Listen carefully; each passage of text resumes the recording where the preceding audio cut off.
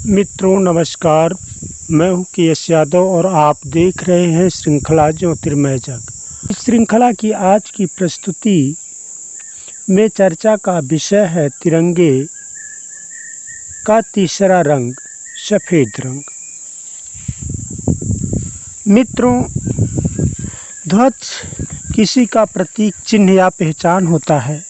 झंडा जिसका होता है उसकी वह आन बान शान होता है। ध्वज को धारण करने वाला जो इंसान होता है, ध्वज उसके जीवित होने का प्रमाण होता है। भारत देश की आन बान और शान तिरंगा है। मतलब केसरिया, सफ़ेद, हरा, 3 रंगों वाला भारतीय ध्वज में सफ़ेद रंग केसरिया और हरे दोनों को संतुलित करने के लिए बीच में है। सफ़ेद रंग को शांति, सद्भावना, सत्य, अहिंसा का प्रतीक माना जाता है।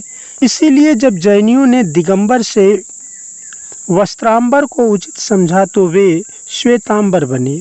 आज पूरी दुनिया में श्वेत रंग को शांति का प्रतीक माना जाता है। श्वेत रंग भारत के तिरंगे में एकाएक इसी हाल में नहीं बैठ गया। आज़ादी की जंग में भी इसकी एक गहरी और लंबी परंपरा है।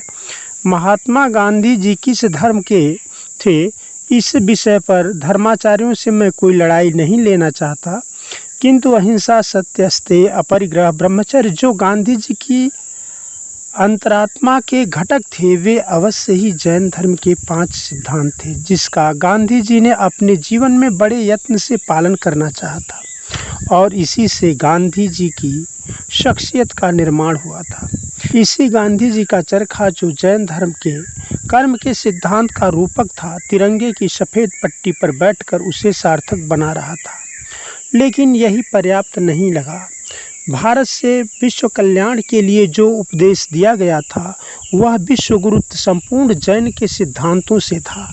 यूँ कहें जैनाचरण से था। संपूर्ण जैनाचरण की परंपरा जैन धर्म के प्रतीक ऋषभ देव से लेकर के अंतिम व 24वें तीर्थंकर, ऋषभ देव से लेकर के अंतिम व 24वें तीर्थंकर व जैन धर्म के संस्थापक महावीर स्वामी तक की जैन स्वरूप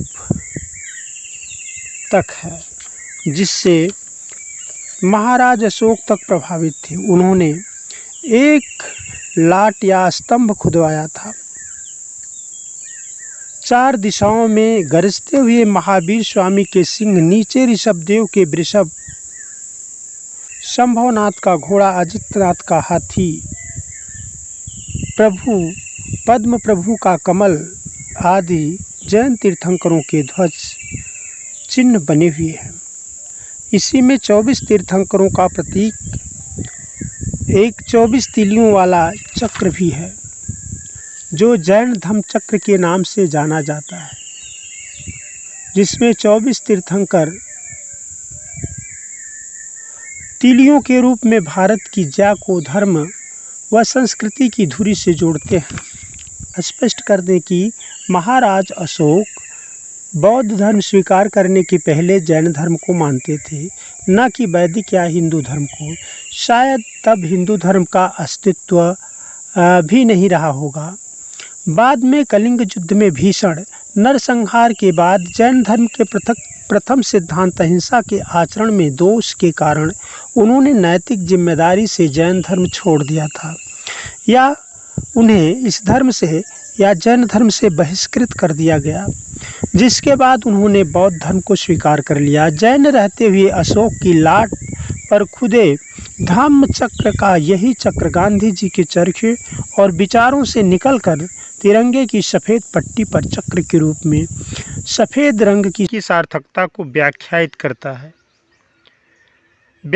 करता है कि भारत शौर्य और त्याग के साथ शांति और अहिंसा प्रेम का इच्छुक है। विश्व को भारत का वही पुराना उपदेश दे रहा है। भारत आज भी विश्व गुरु है। ये तिरंगा का सफ़ेद रंग और उसमें उपस्थित चक्र बता रहा है।